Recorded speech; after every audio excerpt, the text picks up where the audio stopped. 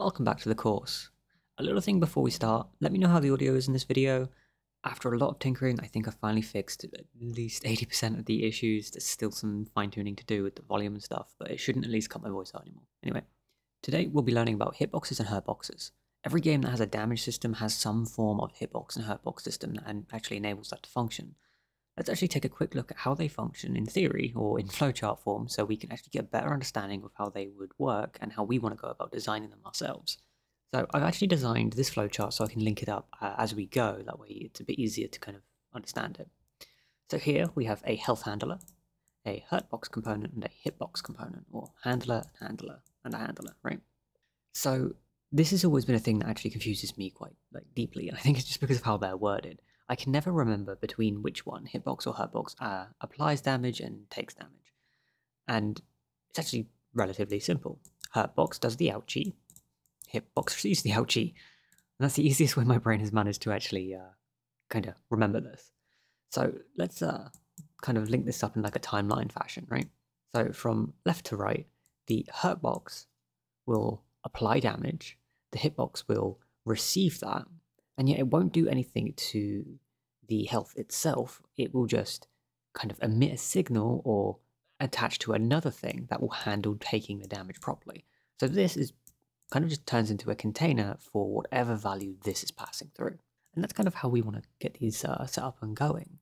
Now you can actually design these in a, you can use this kind of pattern to design really cool functionality. Like what if you wanted, instead of a hurt box, a healing box? Well, that really depends on what value, right, you pass through to the hurt box. So if you're passing through a healing value, it'll go through the hitbox. The hitbox will go, okay, just it doesn't really care about what type of value it is, and then it'll pass it to this. And then this will basically do the math based off of whether it's a positive or negative number, and do what it needs to. So this is kind of how hitboxes and hurtboxes are going to work. It will go, hitbox will apply or send damage, the hitbox will receive damage and then send it to the system that actually needs to handle the health values. So with that kind of rough explanation out of the way, let's actually go and get this set up. Now, before we kind of completely head into the hitbox and hurtbox system, we're going to need to get something really specific set up. And that is, if I press play here, and I go down to the console, you'll see the coin is printing this is not the player. And that's because this enemy is walking into the coin, back and forth, and it's colliding with the coin. And if I go and walk into an enemy, the enemy considers the character a wall. So it gets kind of stuck onto that. We don't really want that. Now, the way of actually changing this and getting it to function is known as collision layers. If I go to the player entity, and I click on the root of the player entity, the character body, I come down onto the right side into the inspector under collision, you'll see here that there is these layer and mask system. The layer is what your character or your scene is currently on physically, and then the mask is the things that it looks for. If I turn off layer 1 on the mask and I press play, we fall through the map, and that is because it's now no longer looking for the floor, which is on layer 1. But everything is on layer 1 right now, so we don't really want that. We kind of want to start separating things into their own individual layers to add a little bit more specificity to what's colliding with what. So to do that, we're going to go up to project settings, and we're going to go into the filter settings, and we are just going to write layer. And it'll pop up with layer names, and we want to go down to 2D physics, because this is how we handle collisions, the 2D physics layer. Now layer 1, I'm going to name floor. Layer 2, I'm going to name player. Layer 3 will be enemy. And layer 4 will be collectible. I cannot spell collectible. Now that'll do. So we have our 4 layers. Now if I go back and look at the inspector here, layer 1 is floor, 2 is player, 3 is enemy, and 4 is collectible. So what do we want this player to be looking for? Well, we know for a fact we want it only on the player layer. And we're going to want it looking for the floor so it can collide with the floor. So let's go and have a quick check with this. Okay, it's colliding with the floor, but it's also colliding with the enemy. We don't really want it to do that. So let's go to our base enemy entity. So the actual base version of our scene, the thing that we're inheriting from. Go to the base enemy entity here, go to collision, and we're going to change this layer from 1 to 3. And then we'll click play. Now we'll go see what's colliding with what. So we are still colliding with this. Now, why is that? That is actually a great question. Why is that? So I've just had to go and do a little bit of bug fixing. My usual workflow for creating these videos is basically I have two versions of this project. One which is the offline project, which is the one that I'm not recording, where I do a lot of my testing and creating. And then this version of it where I can basically go, okay, I know what I need to do, and then I put it into it. And sometimes, even though they are the exact same project, and they're coded in the exact same way, some things decide to not work. And that is just some kind of engine errors that can pop up, and usually it's a user error. In this case, I don't actually know what was causing this, but on the off chance you run into this issue where no matter what layer you change, you're still getting collisions, regardless of what's happening. It's actually because, for some reason, in the main scene here, this version of the enemy was not getting updated in any way. So I'm going to see if I can go to the patroller enemy. I'm going to change this to collision layer 2. I'm going to hit Control S and save, go back to main, and now it's updating. Basically, what I ended up having to do is go and recreate the whole enemy scene. Now, I don't actually think that's necessary. What I think you actually will probably want to do if you run into this error is to just delete every patrol enemy that you have in your main scene and then just reinstantiate them. So basically just replace them back into the main scene like this. So now I can just add a duplication here, add a duplication here, add a duplication here. And if I press play, with the new changes that we've made to the layering system, which I will go back over just in case, and not fall off of that ledge. If I go and run over the enemy now, you'll see it's now no longer colliding with the character. That's kind of what we want, but the coin is. So we're going to go and look at the coin first, because this might be one of those changes that I made without recording. So go to the base coin, TSCN, go here, and now you'll see here that on the layers and masks, the mask it is looking for is the player, and the layer it exists on is the collectible. And that basically just means this will not collide with anything else. And at the start of the video I showed off that it was printing out this is not the player statement. And that is no longer doing that because this does not count as a player and this is not on the same layer. So as far as this enemy is concerned, this coin doesn't exist, and vice versa. Now let's actually go and move back into our setup. So the base coin is set up on the collectible layer and on the player mask, because that's what it's looking for. The patroller enemy is set up on the enemy layer and on the floor mask. So this is what it's basically existing on, this is what it's colliding with. The base enemy entity is the same thing, just to make sure that that functions correctly. And so every instantiated or inherited enemy we have will start off with this layer and mask setup. And the player entity is on the second layer, or the player layer, and is only looking for the floor. So it's only colliding with the floor, because that's all we actually want this to do. Anything that needs to specifically collide with the player or look for the player, we will set it up like the coin, where it's just looking for the player on the player layer. Whew, that was very, very stressful. Now, we're going to make some changes to some of our scripts to make sure that we get kind of everything up and running. So for a hitbox and hurtbox system, which is what we were originally talking about, we are going to need to create a on-hit signal, and we can do that with our auto loads. So to do that, we're going to come up to here, we're going to go signal on, I can't spell signal anymore, signal on underscore hit.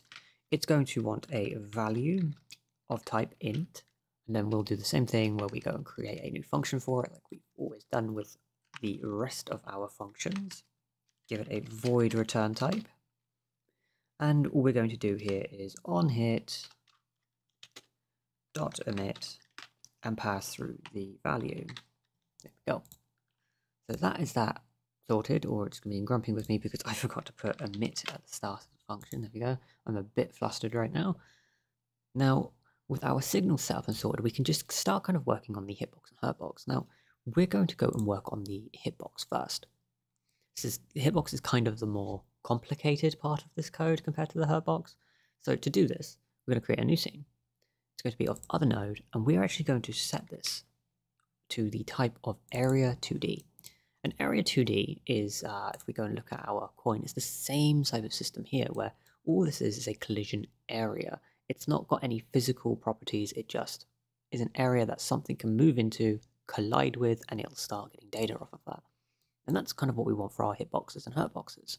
And eventually we're going to be adding weapons and things to this game, so we're going to want a way of making sure that there's no full-on physical collision, but there is data being passed through back and forth depending on what's happening. So we're going to call this the hitbox handler.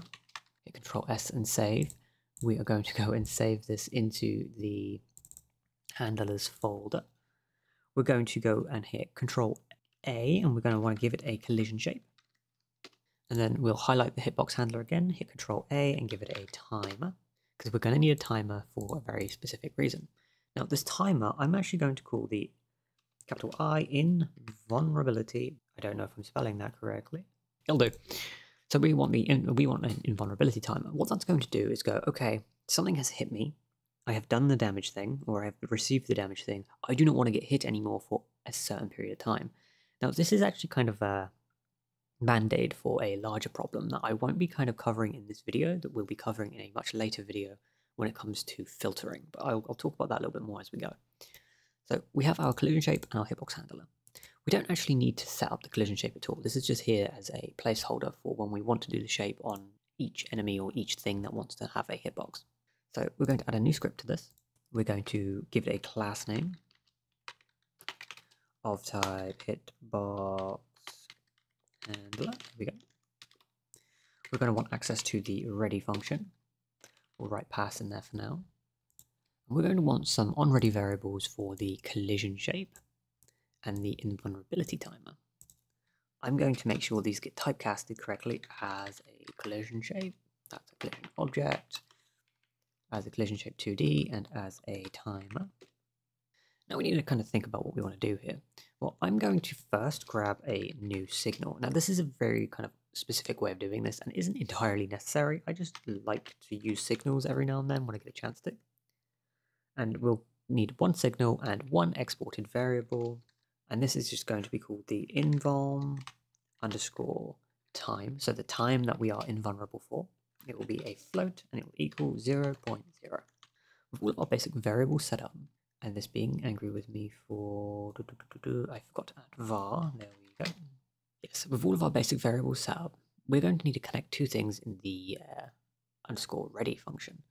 The first one we're going to want to connect is the on underscore hit signal that we just created, so on hit dot connect, and we're going to pass this through to a on underscore area underscore hit function. So now we're going to go down and create a function for this. It won't take any extra parameters and it will be of void return type.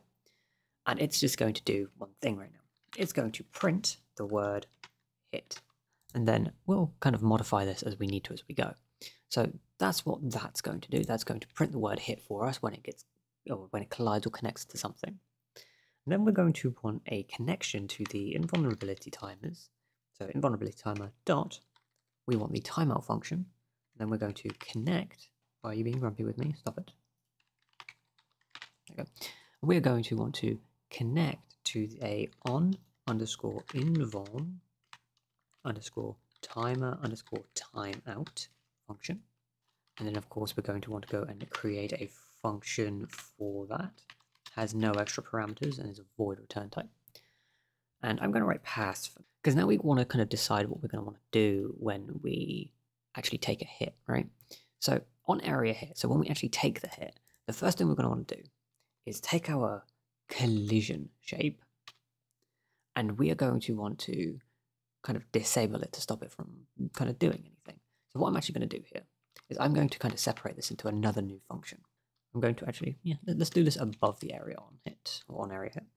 So although func, and then we'll just go apply underscore hit.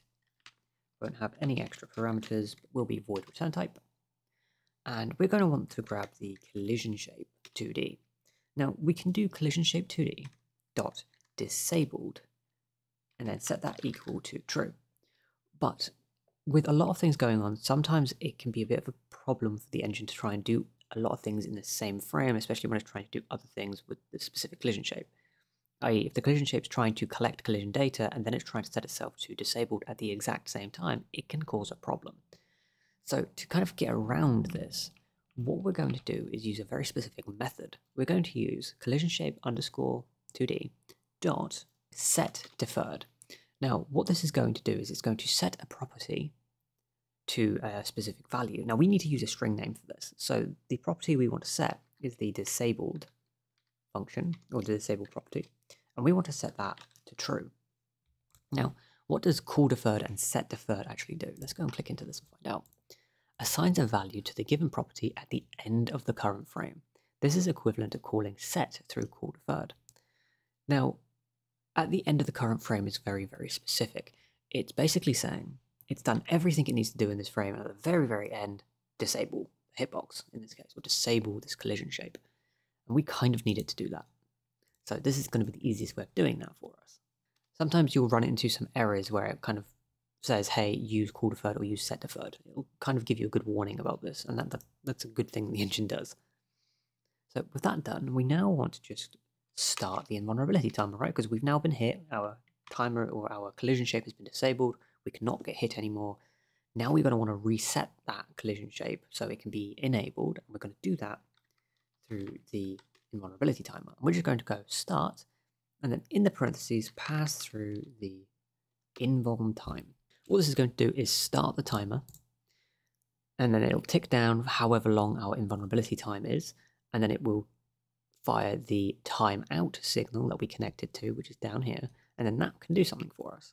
Now, what we're going to want to do is come up to the invulnerability timer in our scene tab, go over to inspector, and then turn on one shot. This basically means that this will only ever fire when it's called, and it won't just automatically loop through itself. So with that done, let's go down into the timeout function that we've already connected to, and we're going to just want to go collision shape 2D dot.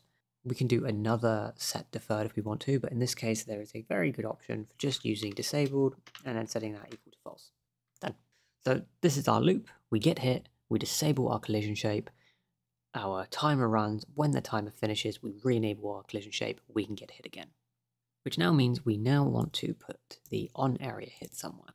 So let's go and put apply hit in here, and this will basically go, okay, we've been hit, do the loop, print hit, hit Control S and save. And that is pretty much the entire hitbox handler sorted. The only other thing that it's not doing is after we've printed hit, we're going to want to fire that signal bus related signal that we created earlier.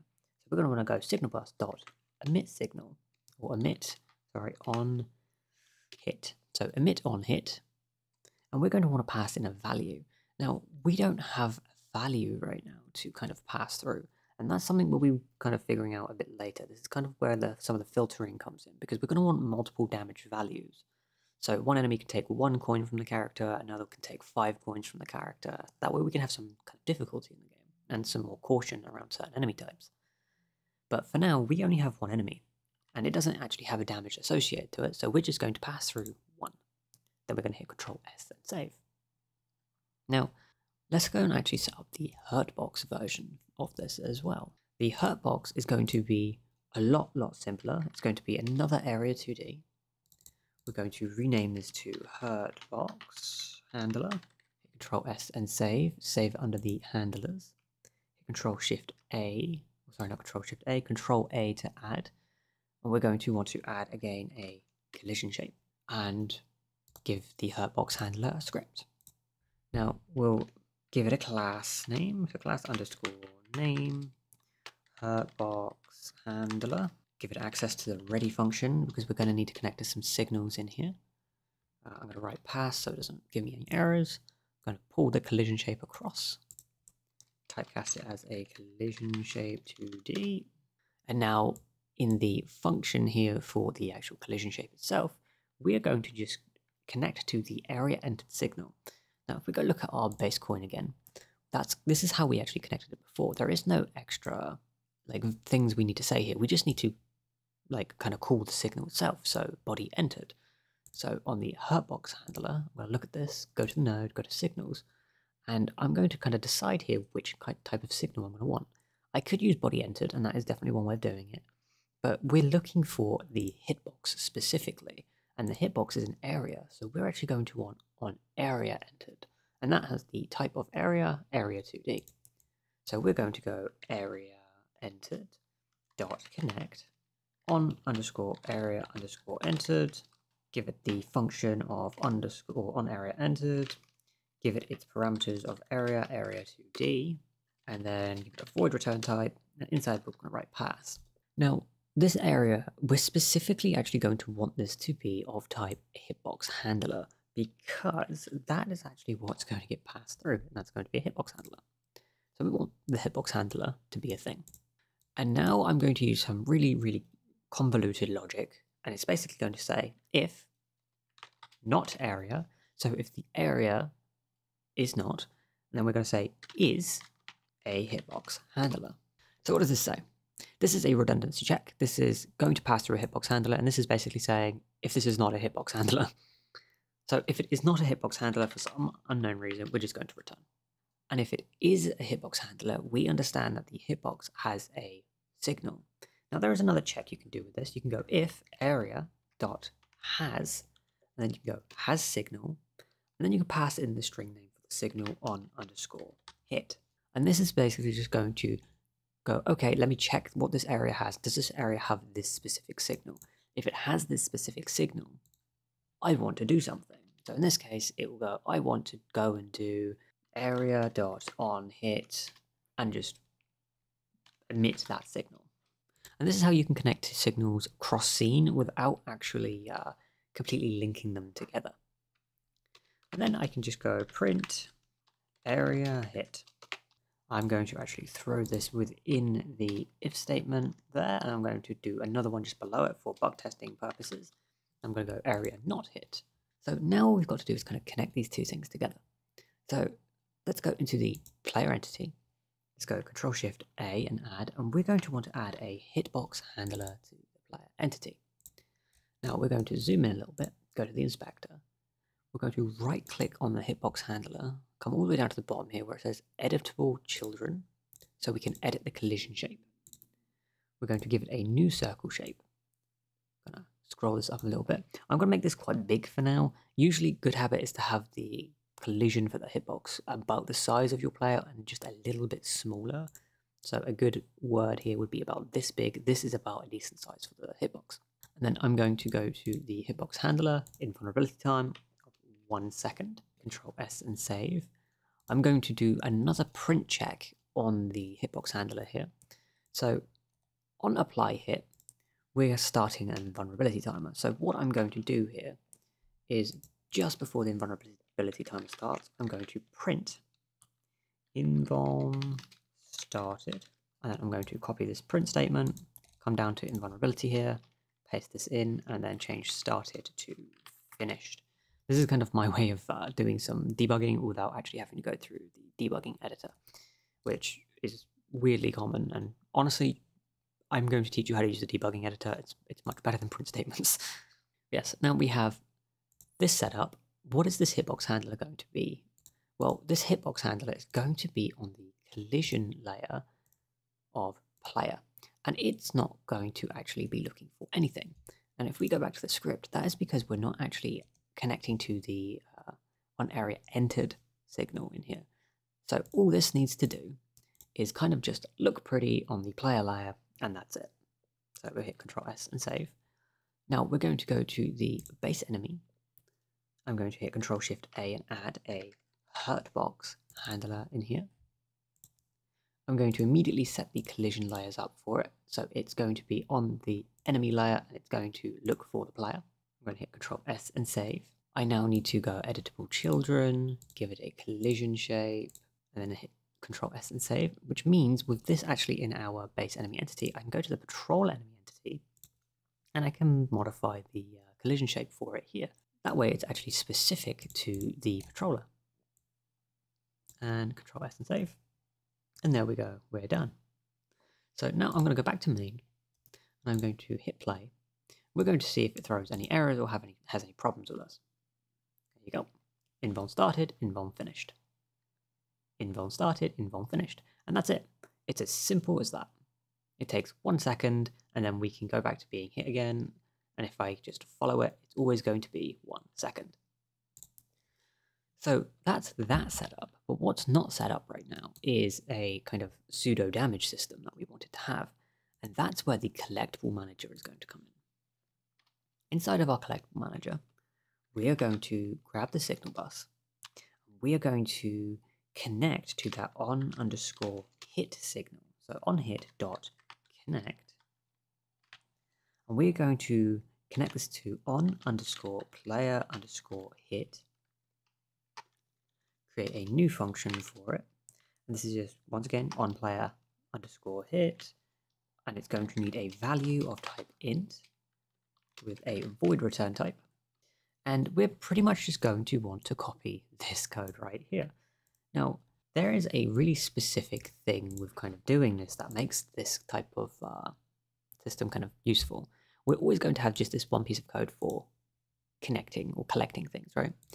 Now on this specific code for onPlayer here, I can do minus equals the value. Now if I actually passed in, a negative value, it will do the same thing. If I use minus equals value, it means I don't have to worry about that. So we're just going to go current coins collected minus equals value, signal bus, emit to the counter, current coins collected. Yes, with the signal connected down here, we are now pretty much ready to go and give it a try. Now we are at currently 0 points. So let's go collect a coin and then jump onto it. There we go. We are now taking damage. As you can see here, I set the current coins collected to 3. So I'm going to change that back to 0. That way it doesn't go into any negative values, because if I go and jump over here, you're going to start seeing it goes into negatives. Now, that is completely okay for now. In the next part of this, we are going to be going and handling death-related handler. That way it can kind of handle death and respawn the player and do all of those fun things. But for now, that is pretty much all we need to cover for hitboxes and hurtboxes. This is a relatively simple system, which means it's not as safe as a lot of other types of hurtbox systems, but that's okay. We're just prototyping for now, and we don't really need to completely rely on safety. It just needs to function.